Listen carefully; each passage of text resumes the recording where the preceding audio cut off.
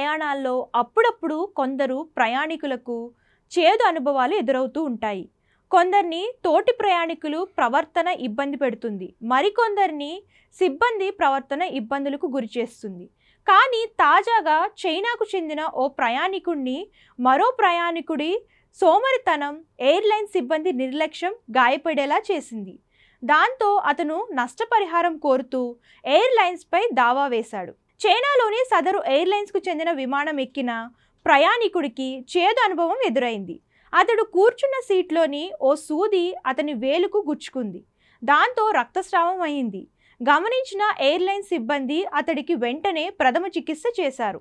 విమానం ల్యాండింగ్ అనంతరం అతడు చెల్లించిన టికెట్ డబ్బులను వాపస్ చేశారు. అదనంగా కొంత మొత్తం అందించారు. అంతకుముందు ఆ సీట్లో కూర్చుని ప్రయాణించిన వ్యక్తి ఇన్సులిన్ ఇంజెక్షన్ వేసుకుని సూదిని సీట్లోనే వదిలేసినట్లు ఎయిర్లైన్ సిబ్బంది గుర్తించారు. సదరు ప్రయాణికుడు లేజీగా సీట్లోనే సూది వదిలేయడం, సిబ్బంది కూడా విమానాన్ని తనిఖీ చేయకుండా నిర్లక్ష్యంగా వ్యవహరించడం ఘటనకు కారణమైంది.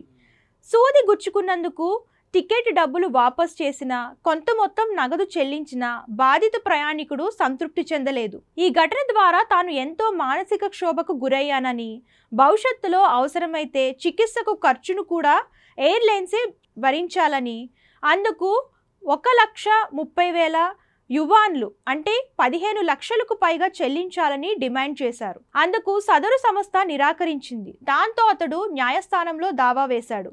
ఆ తరువాత సదరు సంస్థ బాధితుడి డిమాండ్కు అంగీకరించి జరిగిన తప్పిదానికి క్షమాపణలు కోరింది.